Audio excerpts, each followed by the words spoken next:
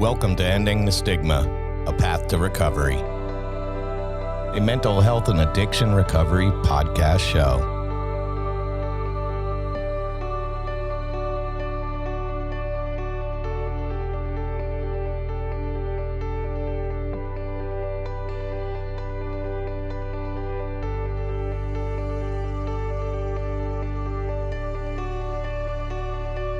Okay, everybody, welcome back to Ending the Stigma, a path to recovery. I'm your host, Fredd Carroll, along with my other host, Scott H. Silverman. What's up, Scott?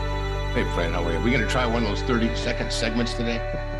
Yeah, let's do a quick, conversation, 30 seconds with Fred and Scott. Yeah. I don't think both of us are way too long-winded to ever do 30 seconds. We could do probably 2 minutes, you know. 2 to 7 minutes. That's the sweet spot, I think. So what's going on in your world? Oh my, let's see. My daughter just, moved, I think I told you, moved back to New York, and she and her company they're all flying over to London to do an event. She's just, living the life. She's having a good time, and, watching some of this weather the last couple of weeks been an issue. I just did a big segment on counterfeit medication, mostly with COVID. You and I were talking about it earlier, that 13-year-old that, overdosed and died in Connecticut. And when they searched their home, they said they found 100 bags of fentanyl. So it's been an interesting few days just talking with people about, what is the messaging going to be? How are we going to convince young people to make, informed decisions? I mean, a 13-year-old, and they didn't just die from fentanyl. They had 100 bags of fentanyl prepared in their home to either distribute, to sell, I'm sure, or they were holding it from somebody else. I don't think all the facts are out yet, but these kind of things should not be happening. And, I keep hearing from people, why aren't you spending more time talking about this epidemic within the pandemic? And I said, look, it's not up to me. The media just is not picking it up the way I think they could be. And the criminal justice system is working on the prosecution side. So it's a frustrating time for someone like me who spends every waking hour trying to find ways to help people. And so other than that, I'm doing well. I've lost a couple pounds. I got a haircut so I could look a little lighter. I got some new glasses, and my prescription only changed 4%. But I think the doctor lied to me. He may have rounded down. Yeah, he rounded down. So I haven't got him on yet because they sent him to me, but I've got to go in and get him adjusted. So I'm kind of looking forward to, a little bit different look. And I'm working on, what is it I can do next to help with the communication to help other people help other people. Yeah. So how about you? What's going on in your world? All the same stuff. Work, play, yell. Same stuff. Work, play, yell at my daughter. Work, play, yell at my daughter. Today she comes to me and she goes, well, first it's a text because she gave me a laundry list of, daddy, please do this list. And so I went shopping, and of course I have to individually shop for peaches and strawberries and things I don't like to do. I think it's on purpose. And she says, do you have my insurance card and my registration? And I said, no, it's in your car. It's in your car. She goes, no, both of them are expired. I said, yeah, but I gave you the new ones weeks ago. You told me you have a folder that you keep all your stuff in. And she goes, yeah, it's not in there. Can you get me a new one? Like I could just snap my fingers and get new ones. Of course I did. In about a half hour, everything's online. But she's 21 years old and she's still giving me this. But it does say about this boy in Hartford, which I don't happen to live near Hartford. Jennifer lives a lot closer to Hartford, but it says they discovered over 100 bags in his bedroom, and they matched the 60 bags found at the Sports and Medicine Science Academy, a school in Hartford where he overdosed.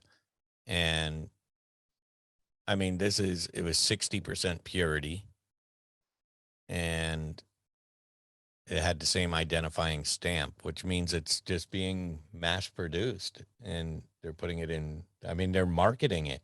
It's marketing. they're putting stamps on it for marketing.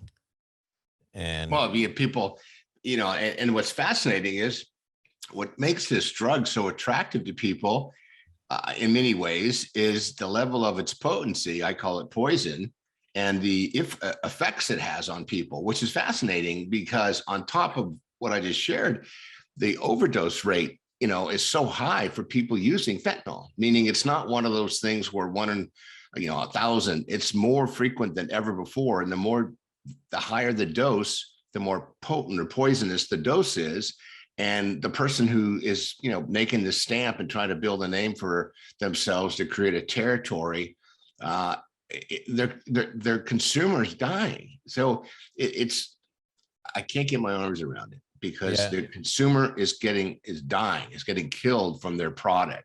And people are just seeing the fast track to make big money quickly.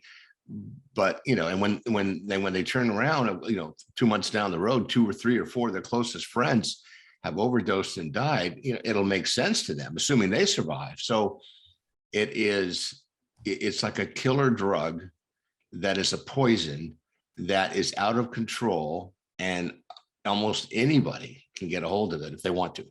Well, the number, I got the numbers here of, it says the rate of drug overdose deaths involving synthetic opioids other than methadone, such as fentanyl, increased 56% from 11.4 per 100,000 in 2019 to 17.8 per 100,000. So that's 18 deaths per 100,000 people in 2020. Right.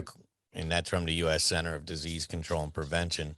And take a look at the date on that and realize it takes them 12 to 18 months to compile their data, number one. And number two, that information doesn't unfortunately shift over to what the overdoses are that have been reversed, if you will, by Narcan, for example. So the numbers per 100,000 of the impact of this poison are so much higher because it's not being measured that way. For example, the medical examiner doesn't talk to the EMTs, emergency medical technicians, and the ambulance drivers or the ER, because they only see people that have expired from the drug. So all my sources tell me, and what I hear in the rooms of recovery, is the numbers are so much higher. So that's even more scary when you think about it, because that's almost like saying to somebody, you have a 1 in 100,000 chance of expiring from this, but it's more like 1 in 40,000, for example. So right. Which is a dramatic increase, to your point about the percentages. And when you look at the percentages across the country, 56%, I think that was actually higher than New York, but San Diego, again, our number went up 600% over 1 year. That's the overdose death rate from 1 year ago. Now, and that data came out in November of 2021. And here we are in end of January, February of 2022. So, and that was a compilation of the year before over the year before. And it's more prevalent now, easier to get a hold of now. There's more counterfeit medication than ever. So a year from now, when you and I are sitting here talking, that the numbers, because they're not going down anywhere. They're not decreasing anywhere. The manufacturing's going up, the distribution's going up, the morbidity rate's going up, and it's getting to much younger people. So yeah, again, it's a big concern of mine. And when I talk to families about it, I just say, look, you've got to spend a lot more time listening to your child, because there's something else going on. And if it's one, it was funny. It was Fox News the other day. My wife is not a big fan, but they were talking about the fentanyl overdose rate. And I guess I was hearing what some of the data that you and I just talked about. Somebody was, rattling off this data, serious issues around the morbidity rate with people dying. And earlier in the segment, which I didn't hear, my wife did, she said, well, Fox was basically, blaming Biden. I said, well, anybody knows the overdose rate was going on in the last administration, because to me, overdoses of any kind is not political, and anybody who knows anybody knows somebody who, no matter what party you belong to, it's not a zip code specific drug. It goes everywhere. Yeah. So even the fact that it might have been mentioned that way, but I was impressed that they were covering the data about what was going on, the percentage of overdoses. And, you know, and I do probably one or two, maybe radio interviews every week. And when I talk to some of these, I did a Good Morning New Hampshire the other day, and we were talking about some of the numbers, and they're like, God, and they have somebody from the DEA's office who's on their show regularly locally talking about what's going on. And they were just going, these numbers are just scary. Doesn't it frighten you? I said, yeah, it does frighten me. Yeah. Well, I think whenever it gets political and stuff, I always assume what they're talking about, because obviously Biden isn't bringing it here. You know, it's not like he's doing it. I think where they get it is because of the open borders. Perhaps it may, and I'm just saying perhaps with open borders, it is easier to get it from other countries, but that's not causing the numbers higher. It's getting here regardless. That's to the point of Well, you know, and Fred, not to interrupt you, but I will. The, you know, the dark web, okay, anybody can Google it. The dark web, where people can order supplies to make fentanyl locally, domestically, and anywhere in the U.S., probably anywhere in the world, comes through USPS, meaning it's shipped. So it has nothing to do with the borders. Right. And, you know, the Department of Justice is truly making some much bigger busts at the border. But when you talk to the experts, they'll tell you a certain percentage of illicit drugs are being caught every year. And the number is usually around 7, 8, 9, 10% from what I've heard. But if, you know, and you and I've had this conversation. So if it's 1,000 pounds, they're catching 100. But if it's 100,000 pounds, you know, and they're only catching 10,000 pounds, there's still 90,000 pounds getting through, meaning their percentage of what they can get isn't really changing. It's just the volume of what's coming across, because we are a target market. The U.S. is a illicit drug consumer. We're a pill popping country versus some of the others, and we have access to the, you know, the monetary means to make the purchase. And a lot of it's done through sales of illicit drugs to others to get the money to support a habit. So when you think about it, you know, we could blame the borders, but to me, I don't think it has to do with criminal justice. I don't think it has to do with politics. I don't think it has to do with open borders, because the demand is here. If the demand wasn't here, it wouldn't matter. You know, it wouldn't be here. You know, yeah, I also got to believe that the punishment isn't stiff enough, because there's no fear. Nobody's fearing. First of all, I guess I'm just too old for this, but I don't even know, like, where would, you know, is there a guy that's his specialty? Is he a fentanyl dealer? Is he just dealing fentanyl, or is this a? He doesn't need, or she doesn't need anything else. Fentanyl is popular enough. And it, you know, I'm getting ready to call waiting to hear from a parent right now who has a concern that she thinks her child may be having fentanyl. And the question on the voicemail was, do you think people are mixing fentanyl with THC? I think what they meant was, you know, is marijuana, you know, a delivery product for fentanyl? And it is. And, you know, you don't need to have a menu of distribution. Fentanyl is talked about enough, and it's on the news enough, usually around the overdose rate, the death rate.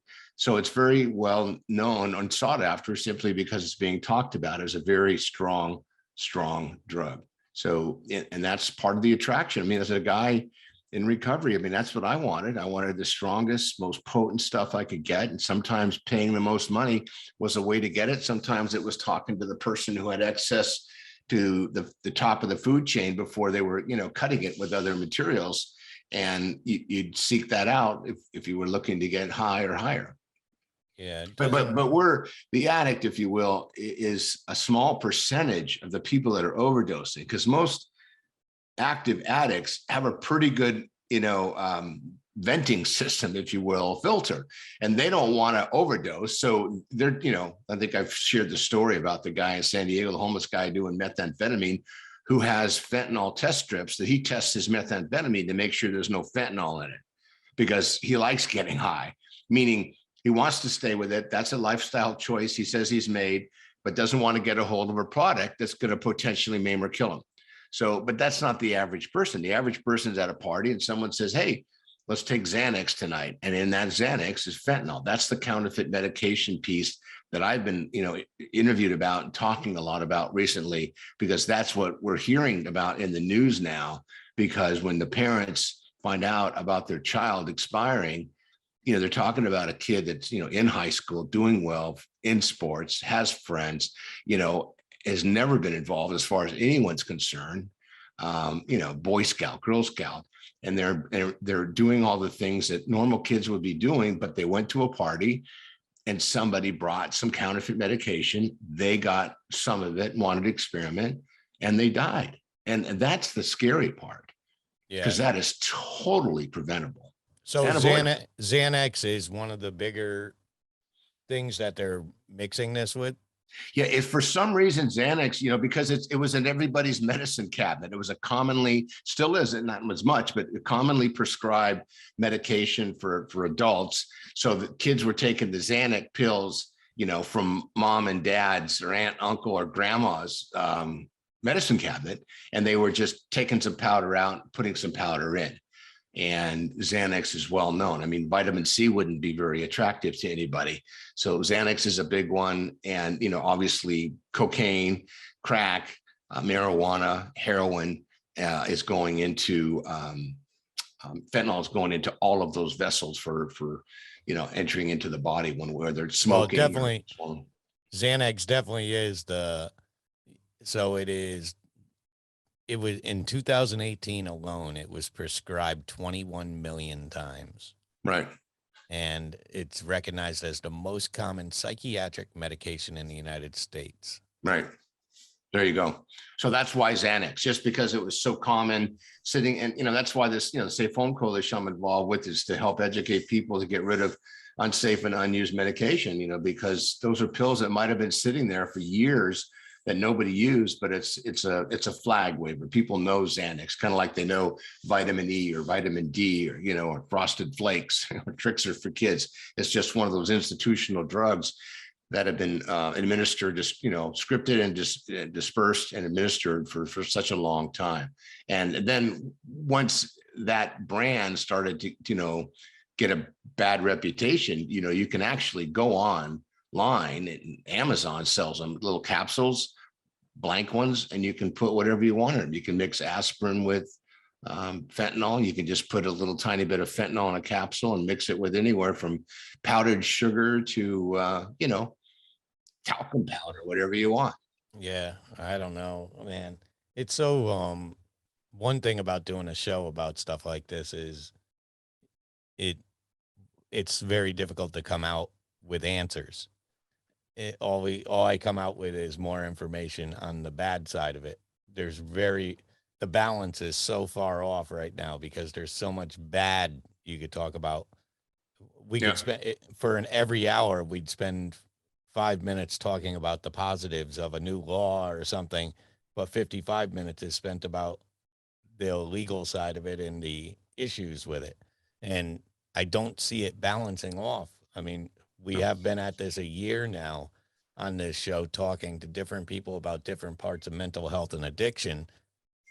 And it seems to be getting worse. I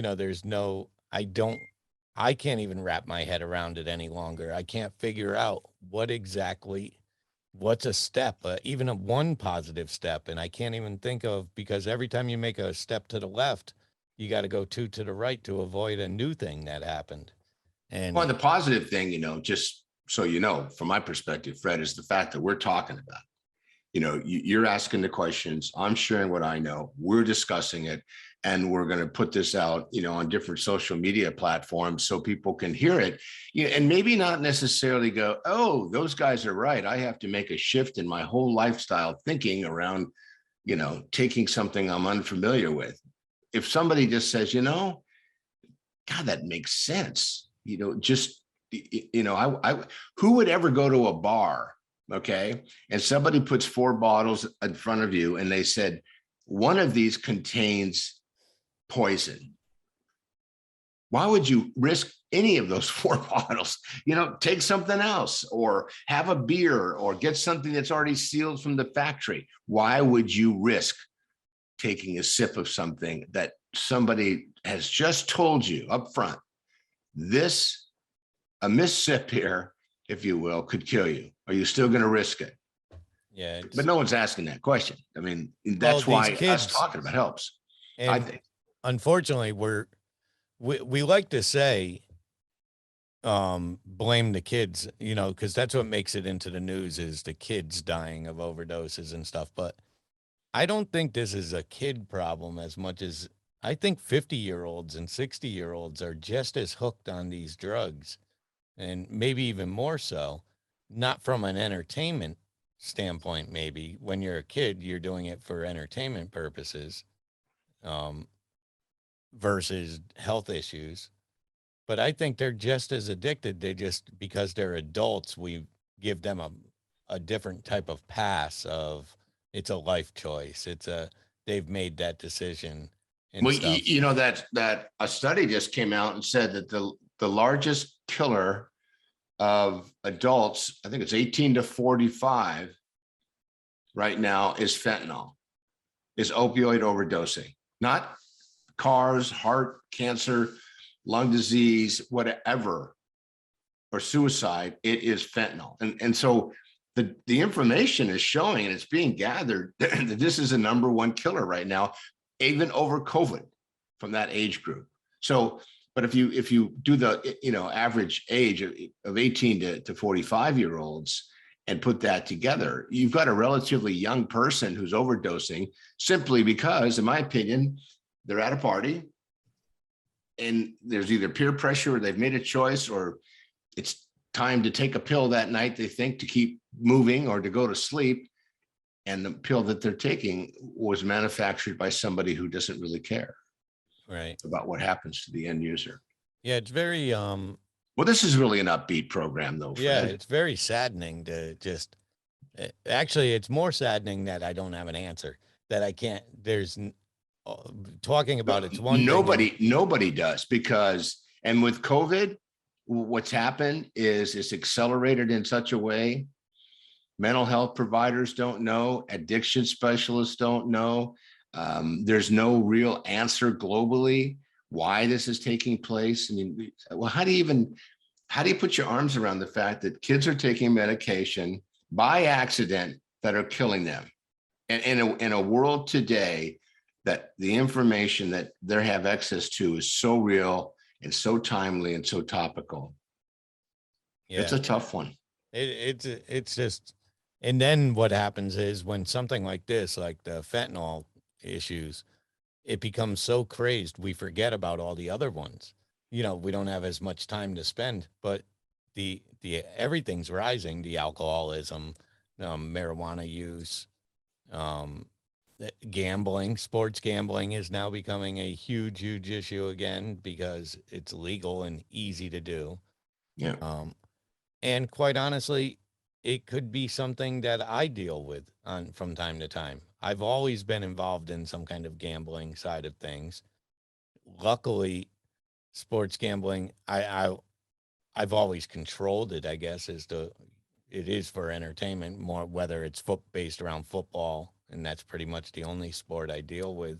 So it's 17 weeks out of the year. But I've never lost control of it or anything, never been in a hole or anything, and I'm okay at it. It's nothing, I'm a break even type guy. It's just the entertainment purpose, but I recognize it, and that's partially because of what me and you do on this show, that I'm now more aware of when something is. And where I find it from the addiction is, so in on my side of the United States there, the games start at 1 p.m. And at 1 p.m. If I see the clock at 12:50, I'm like, oh, I got 10 minutes. I got to place my bet. And I recognize that now as a issue, because a few weeks ago it was 1:03 and I missed my bet, and I wasn't as happy. I wasn't as happy watching the same game because I didn't have money on it versus when I have money on it. So it's something I was able to check and research enough and stuff And like, for instance, this week I enjoyed the games without betting because I recognized it, but that's just self-awareness.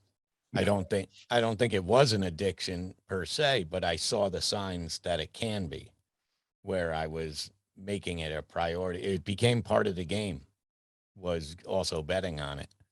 So it's something that you got to be aware of. People have to be self-aware and conscious enough to change. Otherwise, you're going to end up in a hole. You're going to end up, gambling is just as bad as the alcohol at certain points. It really puts your health in check and all those things. So, oh, well, there's not much else. But what I did want to say before we end is we're going to start. I know we've mentioned this before, but now I'm really throwing my hat into the ring, and we're going to try to always have a guest, and we always have in the past, but now I've got different outlets. So I throw it out to people out there. The guest does not have to be somebody famous. We're looking for, if you've had an addiction issue, if you have an addiction solution, if you have questions, anything like that. So you could you could find us on Facebook at Ending the Stigma, find us on YouTube, Ending the Stigma. You can reach out to me, Fredd Carroll, at VSC_publishing at outlook.com. Find Scott on his websites, find Scott everywhere else. He's on TV all the time, he's the next George Clooney. He's going to be into that. Actually, Scott, I recommend a movie to you. George Clooney's new movie called A Tender Bar. You should watch it. I think you'd enjoy it. I think it's about a 70s bartender who gives advice to his 10-year-old nephew who happens to come live with him and his mother. It's very well done, very well, and a true story. Take a look. Yeah, you'll enjoy it. Anyway, everybody out there, go support George Clooney. I think he needs the money. I think George needs a little help there. And that's the best we could do. But we are going to try to have more guests and stuff. We invite guests that were on before to come back. This is a never-ending conversation. It's something we could talk about. Doesn't have to do with addiction. We don't really, it could be any life-altering issue you're having. We're willing to listen. We've talked to people with, who was that girl we had on that had the tick? What do you call it? Stuff like that. There's all kinds of issues out there, but we're willing to listen. We're not here to give advice like that, but listening is half the problem, half the solution. Let's start calling it half the solution instead of half the problem. That's half the solution. That's a glass half full type comment. But so that's it, Scott. That's going to be it for Ending the Stigma. You got anything else to add? Anything you want people to do? Nope, just a friendly reminder, anytime, call me 619-993-2738, 619-993-2738, and we'll talk, see if we can find a way to get you on a path or find a path or work together or create a path to move us forward to love, peace, happiness, and joy. Yeah, great. And if nobody has told you they love you today, we love you. That's the end of Ending the Stigma, Path to Recovery. I'm Fredd Carroll. That's Scott H. Silverman. And we will see you again next week. Goodbye, everyone. See you, buddy.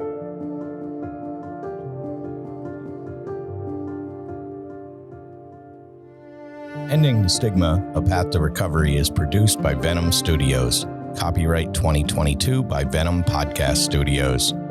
The show is hosted by life coach and author Scott H. Silverman and author Fredd Carroll. Our intention is to reduce all stigmas and to provide information that isn't discussed enough. If you or someone you know has an issue, please contact your local authorities or substance abuse counseling centers for help. The suicide hotline could be reached by dialing 1-800-273-8255 or simply text the word HOME to 741-741 for free 24/7 counseling. Scott H. Silverman's information could be found by visiting his website at yourcrisiscoach.com. And to learn more about author Fredd Carroll, please visit www.venomstudios.com. That's Studios with a Z. And remember, if no one has told you they love you today, we love you. This has been Ending the Stigma.